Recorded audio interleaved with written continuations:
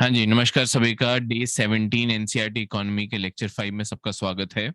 आज जो हमने लेक्चर पढ़ना है उसमें हमने दो चीज़ों की बातें करनी है।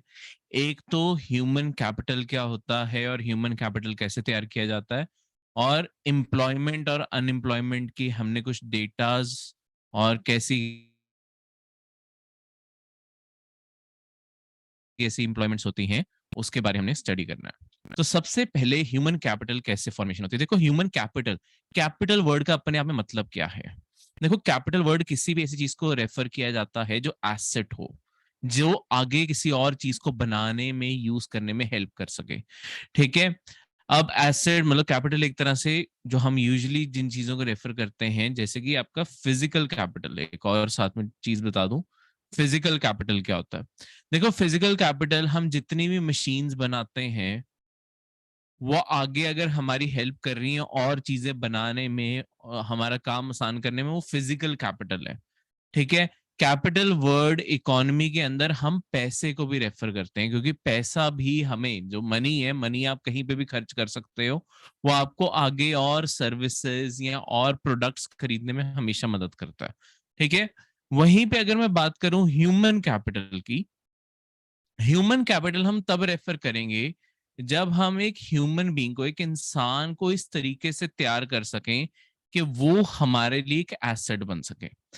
देखो, एक जो इलिटरेट पर्सन होता है, और इलिटरेट से भी ज्यादा जो अनस्किल्ड पर्सन होता है, जिसके अंदर कोई स्किल नहीं है काम करने की, वो अपने आप में सरकार के ऊपर एक लाइबिलिटी होती है। देखो, एक देशों के साथ अ, एक हमेशा चीज बनी रहती है कि देखो, किसी भी देश के पास बहुत सारी नेचुरल रिसोर्सेज हो सकती हैं। ठीक है। बहुत सारी नेचुरल रिसोर्सेज हो सकती हैं। आपके पास ऑयल हो सकता है, आयरन ओर हो सकता है, और भी मतलब बहुत सारे रिसोर्सेज हो सकते हैं, नेचुरल रिसोर्सेज। पर बात ये है कि अगर आपको नेचुरल रिसोर्सेज, पहली बात तो धरती से निकालनी नहीं आती, एक्सट्रैक्ट करनी नहीं आती, और एक्सट्रैक्ट कैसे बनाना है वो नहीं आता, तो इन नेचुरल रिसोर्सेज का कोई फायदा नहीं रहता। फिर इसके लिए एक और टर्मिनोलॉजी यूज की जाती है। देखो, ऐसे देशों के साथ होता क्या है जिन्हें अपनी नेचुरल रिसोर्सेज एक्सट्रैक्ट करने, निकालनी नहीं आती, या उनमें से कुछ बनाना नहीं आता, उन देशों के साथ होता क्या है, कोई ना कोई और देश जिसके पास टेक्नोलॉजी है, जिसके पास चीजें हैं, वो ऐसे देशों के पास आते हैं। वो कहते हैं कि देखो, आपको निकालनी नहीं आती, हमारे पास मशीनरी, हमारे पास टैलेंट, हमारे पास सारी नॉलेज है, हम इस सारी नॉलेज को यूज करेंगे, हम सारी नेचुरल रिसोर्स निकाल लेंगे, हम ही बेच देंगे, और आपको इसका कुछ परसेंट हिस्सा दे देंगे, 10%, 15% हिस्सा दे देंगे, पर बाकी सारा हिस्सा हमारा है। अब बात ये आती है कि देखो, जब रिसोर्स सारी आपकी थी, वो सारी रिसोर्स का फायदा कोई और उठा गया, आपको तो सिर्फ 10-15% मिला है। ऐसे देशों के साथ, ऐसे देशों को बोला जाता है कि ऐसे देशों को फिर एक नेचुरल कर्स है। ठीक है। या इसे कह सकते हैं रिसोर्स कर्स कहते हैं, इसे श्राप है फिर तो रिसोर्सेज आपकी। ठीक है। क्योंकि फिर सिर्फ लोग आपका फायदा उठाने के लिए घूमेंगे, क्योंकि आपके पास खुद के पास है नहीं, और ऑब्वियसली आपके पास रिसोर्सेज ना होने के कारण और डेवलपमेंट का कोई तो रास्ता ढूंढना है, तो आप भी उनके ऊपर डिपेंड करोगे, तो आप एक्सप्लॉइट होगे ही होगे। तो बहुत ज्यादा जरूरी है कि आपके जो यहाँ पे जितने भी सिटीजन्स हैं आपके, आप किस तरीके से उन्हें एज अ एसेट तैयार कर सको। देखो, अब एसेट बनाने के लिए इंसानों को मेनली दो चीजें चाहिए होती हैं। एक होता है एजुकेशन और दूसरी होती है हेल्थ। एजुकेशन में सबसे पहले देखो, जब हम लिटरेसी ऑफर करते हैं, जब हम एजुकेशन ऑफर करते हैं, हम पढ़ाई पढ़ाई लिखाई जो करवाते हैं, स्कूल्स हो गए, कॉलेजेस हो गए, यहाँ पे एक तो पर्सनालिटी को जॉब रेडी करना है। ठीक है। मेन काम है आपकी पर्सनालिटी डेवलप करना, और आप में एक एप्टीट्यूड डेवलप करना कि आप कोई काम सीख पाओ। उसके बाद जरूरी होता है, जो हमारे एक्चुअली एजुकेशन सिस्टम में मिसिंग है, कि हम कोई ना कोई स्किल डेवलप कर सकें। ठीक है। कोई भी स्किल लाइफ में सीखनी जरूरी है, चाहे आप कोडिंग सीख लीजिए, चाहे आप कारपेंट्री सीखिए, चाहे आप इलेक्ट्रिकल वर्क सीखिए, कोई भी चीज कहीं ना कहीं आनी चाहिए, क्योंकि यही स्किल की रिक्वायरमेंट अल्टीमेटली देश को पड़ती है। देखो इंडिया की एक बहुत बड़ी जो कमी है ना, वो यही है। हमारे यहाँ पे जो बार बार सर्विस देखे गए हैं कि देखो हमारे यहाँ पे जितने पढ़े लिखे कॉलेजेस से पास आउट लोग भी हैं, उनके अंदर कोई स्किल ही नहीं है कि उन्हें हायर किया जा सके। तो इंडिया के अंदर जितनी कंपनीज आती हैं, और फॉरेन कंपनीज को खासकर इंडिया में ये प्रॉब्लम आती है क्योंकि इंडिया के अंदर पॉपुलेशन बहुत है। ठीक है, हमारे यहाँ पे पॉपुलेशन बहुत है, तो पॉपुलेशन के कारण हमारे यहाँ पे लेबर की अवेलेबिलिटी आराम से है। तो हम सारी फॉरेन कंपनीज को यही कहते हैं कि इंडिया में लेबर बहुत आसानी से मिलती है, और क्योंकि हमारी पॉपुलेशन इतनी ज्यादा है, हमारे यहाँ पे बहुत सस्ते में भी लेबर मिल जाती है बाकी देशों के कंपैरिजन में। तो ये कंपनीज के लिए अच्छी बात है, कंपनीज अट्रैक्ट होती हैं इससे। पर जब कंपनीज यहाँ आके देखती हैं कि जो इंडिया की लेबर है इसके अंदर कोई स्किल ही नहीं है, तो यानी कि सारा काम सिखाना पड़ेगा। ये चीजें वो अवॉइड करना चाहते हैं, इस कारण इंडिया के अंदर इन्वेस्टमेंट कम आ रही है। इसी कारण इंडिया की सरकार पिछले कुछ साल से स्किल डेवलपमेंट के ऊपर ज्यादा फोकस कर रही है कि हम स्किल डेवलपमेंट करवा सकें, और इंडिया के अंदर और ज्यादा तभी ग्रोथ आ पाएगी। ठीक है, अब इसके अलावा देखो दूसरा जो ह्यूमन कैपिटल को चीज चाहिए होती है वो है हेल्थ। क्योंकि एक चीज इमेजिन करो, देखो हमारी जो इकोनॉमिक कंट्रीब्यूशन हमेशा मानी जाती है, वो इस बेसिस पे मानी जाती है कि हम कितने दिन, कितने डेज हम काम कर पाते हैं। देखो अगर कोई पर्सन बार बार बीमार पड़ रहा है, बार बार वो सिक लीव ले रहा है, बार बार बीमार पड़ रहा है, तो ऑब्वियसली वो इकोनॉमी के अंदर कंट्रीब्यूट कम कर रहा है, बल्कि पब्लिक हेल्थ फैसिलिटीज और बाकी चीजों के कारण वो बर्डन ज्यादा बन रहा है। तो जरूरी है कि उसे प्रॉपर हेल्थ भी मिले ताकि वो फिट रहे। फिट रहेगा तो कहीं ना कहीं आपकी अपने आप वो ज्यादा काम कर पाएगा, ज्यादा दिन काम पे आएगा, ज्यादा घंटे काम कर पाएगा, और उतना ही वो आपकी इकोनॉमी में ऐड कर पाएगा। तो अपने आप में हेल्थ को हम तीन हिस्सों में ले लेते हैं। एक तो है प्रिवेंटिव। प्रिवेंटिव यानी कि पहले बचाव ही करने की कोशिश करो। देखो इसके दो कंपोनेंट्स हैं अपने आप में। सबसे पहली चीज है कि न्यूट्रिशन हमेशा से प्रॉपर रहे। देखो जब बॉडी को न्यूट्रिशन प्रॉपर नहीं मिलता, ठीक है, खासकर चाइल्डहुड में, तो अपने आप ही आपकी कहीं ना कहीं बीमारियां बढ़ने के चांसेस, मतलब बीमारियां बढ़ जाते हैं, इसके चांसेस और ज्यादा बढ़ जाते हैं कि हाँ ज्यादा बीमारियां लगेंगी। तो बॉडी की डेवलपमेंट के लिए न्यूट्रिशन और बॉडी की लगातार मेंटेनेंस के लिए प्रॉपर न्यूट्रिशन की बहुत जरूरत है। ठीक है, इसी के साथ में ही आपने चीज सुनी होगी हमेशा, जो हमें प्रिकॉशन हर चीज के लिए लेना चाहिए। कभी भी ये सोच के मत चलो कि आपको कभी कोई बीमारी नहीं हो सकती। एक चीज देखो, इंग्लिश में एक कोटेशन बहुत फेमस कर दी गई है, इंडिया से वो शुरू हुई है, prevention is better than cure. इसका मतलब क्या है, prevention is better than cure? देखो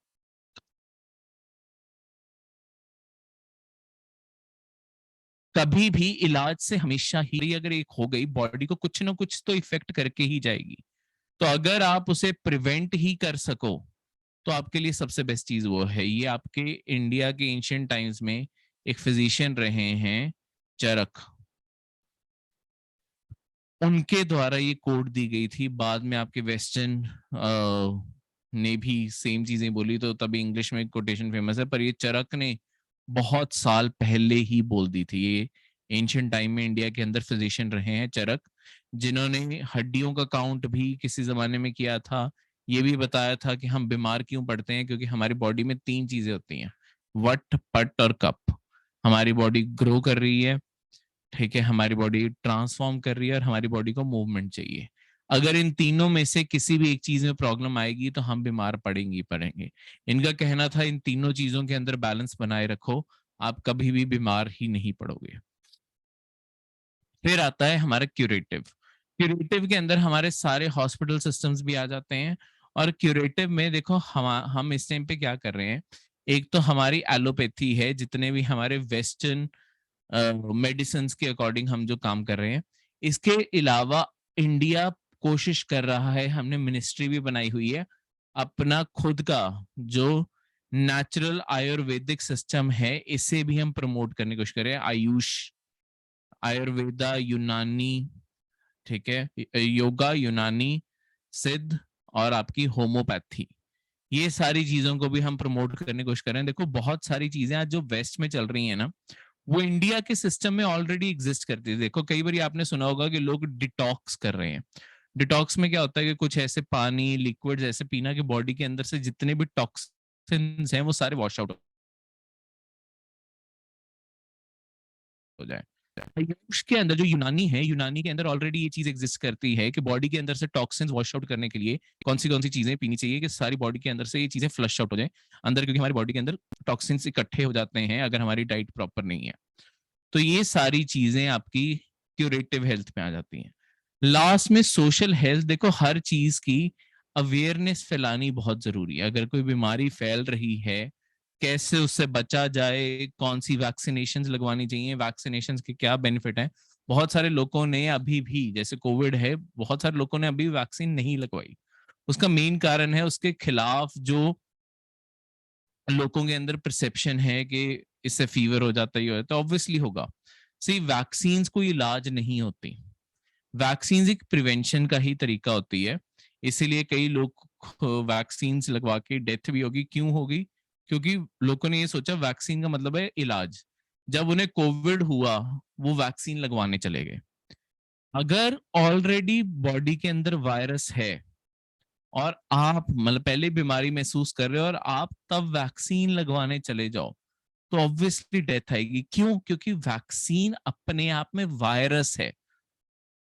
वैक्सीन होती क्या है? वैक्सीन एक बहुत ही नेचुरल तरीका है जहां पे हम बॉडी के अंदर वायरस खुद इंसर्ट करते हैं। वायरस को कमजोर करके या उसे मार के हम बॉडी के अंदर इंसर्ट कर देते हैं, ताकि जो हमारा बॉडी का अपना खुद का इम्यून सिस्टम है वो रिस्पॉन्स जनरेट करे। वो रिस्पॉन्स जनरेट करेगा, वो अपने आप उसका एक कोड तैयार कर लेगा। ठीक है, उससे लड़ेगा, अब उसका कोड तैयार कर लेगा। यानी कि अगली बारी जब भी आपकी बॉडी में अगर वो कभी वायरस आया, आपकी इम्यून सिस्टम को पता है क्या रिस्पॉन्स देना है इसके खिलाफ और इसे कैसे मारना है। तो आपकी बॉडी के इम्यून सिस्टम को नॉलेज मिल जाती है। इसलिए वैक्सीन देते हैं। वैक्सीन इलाज नहीं है, वैक्सीनेशन है। ठीक है, अब देखो आपकी इकोनॉमी में 3 सेक्टर्स माने जाते हैं। एक होता है प्राइमरी, सेकेंडरी और टर्शरी सेक्टर। ये तीनों सेक्टर्स इस चीज पर डिपेंड करते हैं कि ये इकोनॉमी के अंदर क्या चीजों की कंट्रीब्यूशन ला रहे हैं। देखो जो प्राइमरी सेक्टर होता है ये हमेशा रॉ मटेरियल्स के सेक्टर को बोला जाता है। जो आपका एग्रीकल्चर है, फिशिंग है, ऐसी इंडस्ट्रीज को प्राइमरी सेक्टर बोला जाता है। ठीक है, तो जब भी हम एग्रीकल्चर की बात करते हैं या फिशिंग, जो कोई भी चीज जो रॉ मटेरियल प्रोड्यूस कर रही है वो आपकी प्राइमरी सेक्टर हुआ। एक चीज बस बता दूं, जो माइनिंग होती है ना, माइनिंग भी क्योंकि रॉ मटेरियल प्रोड्यूस कर रही है, पर क्योंकि माइनिंग में बहुत ज्यादा हाई स्किल्ड वर्क चाहिए होता है, ये प्राइमरी की जगह इसे सेकेंडरी में हम इंक्लूड करते हैं। ठीक है, कभी पेपर में ये चीज आ जाए वो चीज। देखो सेकेंडरी सेक्टर जो है, यहाँ पे मैन्युफैक्चरिंग आ जाती है सारी की सारी। ठीक है, मैन्युफैक्चरिंग, तो यहाँ पे मैन्युफैक्चरिंग में जितना भी सामान तैयार किया जा रहा है, सब कुछ, चाहे इंटरमीडिएट गुड्स हो चाहे फाइनल गुड्स हो, सब कुछ जो तैयार किया गया वो यहाँ पे आपकी सारी की सारी मैन्युफैक्चरिंग यहाँ पे आ गई सेकेंडरी गुड्स में। ठीक है, फूड, क्लोथ्स, टॉय, सब कुछ यहाँ पे आ जाएगा, कार, सब कुछ। टर्जरी सेक्टर का मतलब होता है सर्विसेज। जैसे कि आपकी जो दुकानें खुली हुई हैं वहां पे सिर्फ सामान बिक रहा है। ठीक है, सामान बेचना, वो खुद थोड़ी बना रहे हैं, वो पीछे से खरीद के ला रहे हैं, बस बेच रहे हैं, वो सर्विस दे रहे हैं, वो आप तक सामान पहुंचा रहे हैं। ठीक है, टूरिज्म हो गया, कहीं आप होटल जाते हो, रेस्टोरेंट जाते हो, बैंकिंग सर्विसेज होगी, एंटरटेनमेंट, जो सिनेमाज हैं, ठीक है, जो मूवीज तो नहीं मिल रहा, वो सिर्फ एक सर्विस है कि आपको कुछ पल के लिए एंटरटेन कर दिया उन्होंने। सेम चीज एजुकेशन भी। ठीक है, कोई भी चीज जो आपको एक्चुअली कोई सामान नहीं दे रही है, ना रॉ मटेरियल दे रही है, ना आपको फिनिश गुड्स बना के दे रही है, वो सिर्फ इनकी सप्लाई कर रही है। ठीक है, वो चीजों को आपके टर्शरी सेक्टर यानी कि सर्विसेज सेक्टर कहते हैं। देखो इंडिया की ज्यादातर पॉपुलेशन प्राइमरी सेक्टर पे डिपेंडेंट है। आज भी इंडिया की 50% प्लस जो पॉपुलेशन है वो एग्रीकल्चर, फिशिंग, इसी चीजों से जुड़ी हुई है। और सबसे ज्यादा इंडिया के लिए जो कमाई करके देती है ना, इंडिया की 60% से ज्यादा जो जीडीपी है वो टर्जरी सेक्टर से आती है। ऐसा क्यों? देखो प्राइमरी सेक्टर में ना कमाइयां नहीं है, क्योंकि यहाँ पे रॉ मटेरियल इन्वॉल्व है। रॉ मटेरियल की हमेशा कीमत बहुत ही कम होती है, इस कारण ये जीडीपी में उतना कंट्रीब्यूशन नहीं कर पाती। सर्विसेज किसी से लेना, सर्विसेज हमेशा एक स्किल्ड वर्क होता है। ठीक है, जैसे आईटी सर्विसेज है, अगर किसी पर्सन को कोडिंग नहीं आती, ठीक है, आप उस पर्सन को थोड़ी कह सकते हो कि मेरे लिए ये वेबसाइट बनवा देना, या मेरे लिए ये ऐप बना देना, या मेरे लिए गेम बना देना। कोई भी, ये सारी चीजें कोडिंग के थ्रू हो रही हैं। तो ये स्किल्ड वर्क है, स्किल्ड वर्क और हाई स्किल्ड वर्क है। इस चीज के लिए ज्यादा पे मिलती है, इस कारण। और यहाँ पे पे ज्यादा करना पड़ता है, इसी कारण इंडिया की 60% जीडीपी इस पे काउंट करती है। हमारी इंडिया की पॉपुलेशन, क्योंकि ब्रिटिश ने हमारा स्ट्रक्चर ऐसा बना दिया था कि एग्रीकल्चर डिपेंडेंट हमें बना दिया था, आज भी हमारी ज्यादातर पॉपुलेशन इस पे डिपेंडेंट है, पर ये कमाई नहीं दे रही है। इसी कारण कहीं ना कहीं हमारी सरकार की कोशिश है हम यहाँ से ज्यादा से ज्यादा लोग मैन्युफैक्चरिंग में शिफ्ट कर सकें, क्योंकि मैन्युफैक्चरिंग एक ऐसी जगह है जहां पे ज्यादा लोगों को जॉब दी जा सकती है। देखो सर्विस सेक्टर में ज्यादा लोगों को जॉब नहीं दी जा सकती, एक पर्सन, एक सिंगल पर्सन ही मल्टीपल लोगों का काम कर पाता है। मैन्युफैक्चरिंग में ज्यादा लोग हायर किए जा सकते हैं, प्लस सैलरीज भी डिसेंट होती हैं। प्राइमरी सेक्टर से ज्यादा कमाई सेकेंडरी सेक्टर में हो जाती है। इस कारण सरकार की कोशिश है कि हम जो मेक इन इंडिया, ये सारे इनिशिएटिव्स चल रहे हैं, उसके थ्रू हम यहाँ पे यही कोशिश कर रहे हैं, यहाँ पे ये चीजें और ज्यादा ग्रो करें। ठीक है, क्योंकि हमारे अभी भी देखो एम्प्लॉयमेंट रेशियो की, जैसे मैंने आपकी बात की, इंडिया के अंदर एक मिनट, ये ये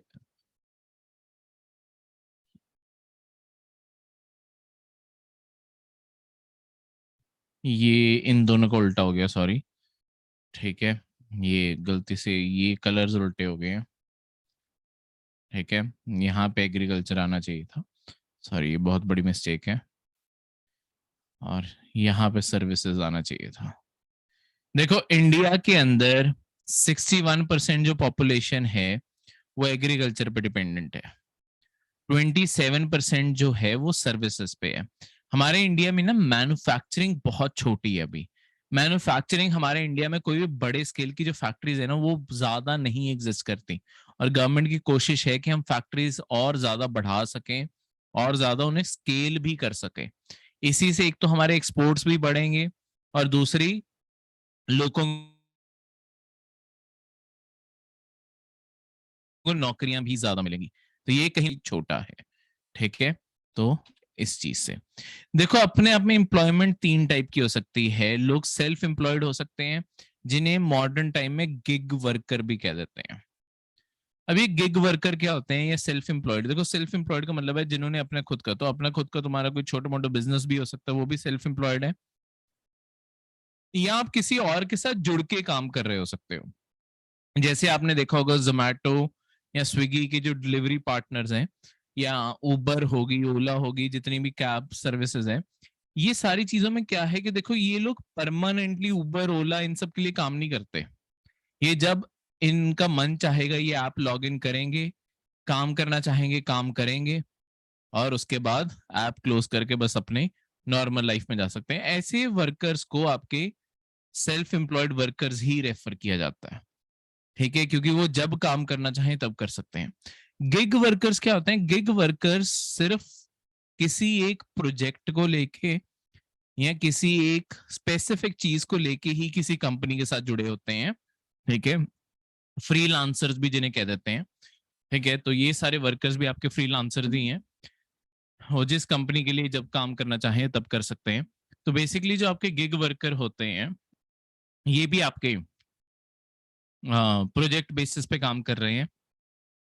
अब यहाँ पे जो आपके वर्कर्स हैं, ये सारे के सारे वर्कर्स क्या कहते हैं इसे, हाँ, अ, किसी एक, जैसे फ्रीलांसर है, लेट्स वो किसी कंपनी ने एक फ्रीलांसर को हायर किया, उसे हायर किया कि हमारे यहाँ पे ये एक सिक्योरिटी सिस्टम है, इसे बनाना है आपने।